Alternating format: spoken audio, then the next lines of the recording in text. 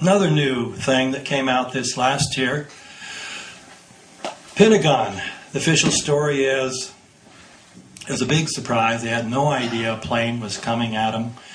And that's why they didn't evacuate the Pentagon. I mean, that was a big question. 125 people in the Pentagon were killed.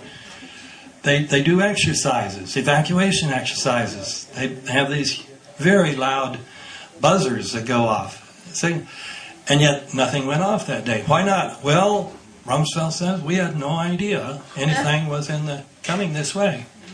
Now, it's very implausible in itself because, I mean, the military have the best radar in the world. And the idea that morning, after two planes had already hit the World Trade Center, a plane could have turned around the Midwest, come back to the Pentagon and hit it. So many reasons that story is false, but now we've got one more. This was revealed on CNN this year. There was a state-of-the-art military plane called an E-4B flying over the White House at that time. It was caught on tape. And this is the most sophisticated command, communications, and control plane in the world. And there they are, a couple miles from the Pentagon. They would have seen everything, and yet the official story is that the plane comes in and Hani Hanjour does this amazing 333-degree downward spiral, takes over 3 minutes, and that would have been a time for planes to go up from Andrews and shoot it down. So, more and more. A new thing came out about bombs in Building 7. We all know there were dozens of reports of bombs going off in the towers. But Building 7, these stories emerged more slowly. But now we've got a really good one. This is the Michael Hess, Barry Jennings story. How many of you know this already? Not very many. This is amazing. Michael Hess was one of Rudy's really good friends. In his book, Rudy calls him Mike. And that morning, Mike wanted to go up and see Rudy as soon as the first plane had hit the World Trade Center. So he gets Barry Jennings from the Housing Authority to take him up to floor 23 of Building 7, World Trade Center 7. They get up there, so we're talking about 9 o'clock that morning. They get up there and the place is already empty. They see steaming coffee and half-eaten sandwiches on the desks. They had skedaddled out of that building. And so then Barry gets on his phone and says, what should we do? And they're told, you should get out of there as quickly as possible. So they get on the elevator, it won't work. So they start going down the stairs. So they're still on the 23rd floor. By the time they get down to the 6th floor, huge explosion knocks the landing out from under them.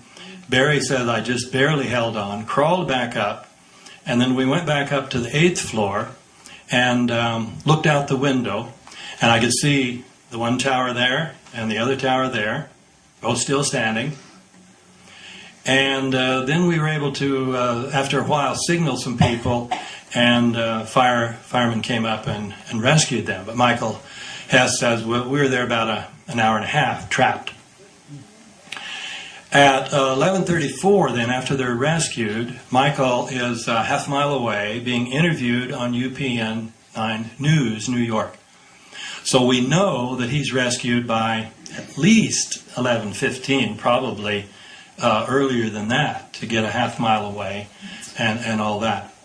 And yet, NIST, in its report, the National Institute of Standards and Technology, mentions these two city officials who were found in Building 7 and then rescued.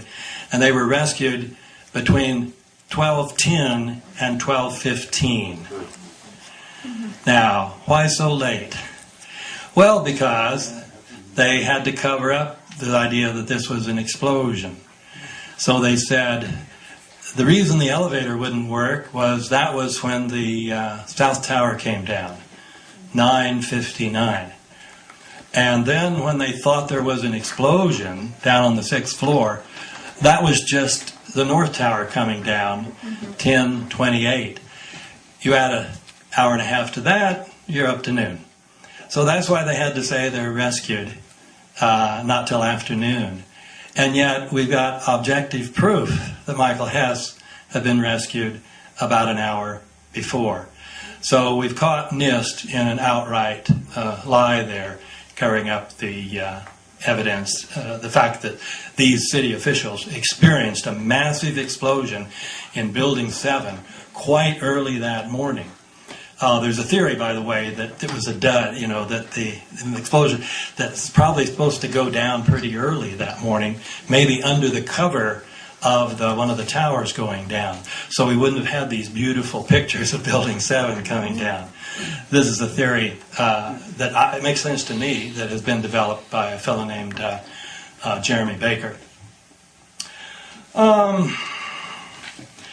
Let me stop there on that and let me add one more. This was going to be a lot more important if Rudy had become the Republican nominee, but it's still pretty important. He was on Peter Jennings that morning on ABC News and said, we were over there in World Trade Center 7. And of course, this fits with what Barry and Michael said. They'd already left Building 7, which was supposed to be absolutely the safest place in town if there was any terrorist attack, and yet they left. Anyway, he says, we were in there and we were told the World Trade Center was going to collapse. And sure enough, it did collapse before we get out of there. Now, put yourself back before, buildings had never collapsed in the history of our universe. Steel-framed, high-rise buildings. No matter how long the fire had lasted, we've had fires lasting 18 hours and no collapse. I mean, it's physically impossible to get a collapse of that nature from a fire anyway. So there was no objective reason for anybody to have told Giuliani that the buildings were going to come down. The new development here is a We Are Change group confronted Rudy about this and said, how did you know the buildings were going to come down? And he tried to deny it and said, I didn't know they were going to come down. The other fellow in the group repeats word for word what Giuliani had told Peter Jennings. So then he says, what I meant was, we figured it was going to come down after 7, 8, 10 hours, like other buildings have. But of course, no other buildings have. So Rudy's caught, and then the other question was, who were these people who told him the building was going to come down? If you look at the oral histories given by the firefighters, we've got 503 of them. Trace it back, you find out it was the Office of Emergency Management, which is Rudy's own office. So it was Rudy's own people who were telling him that the buildings were going to come down. So how did Rudy Giuliani's people know this unless they were the ones who knew that explosives had been planted in the towers? And it turns out they're also the ones who start the rumor around noon that Building 7 is going to come down. Right. So this would have really been potentially explosive if he had become the Republican nominee. Huh. But, John McCain has written the foreword to the Popular Mechanics book, so that can be the source of some excitement too.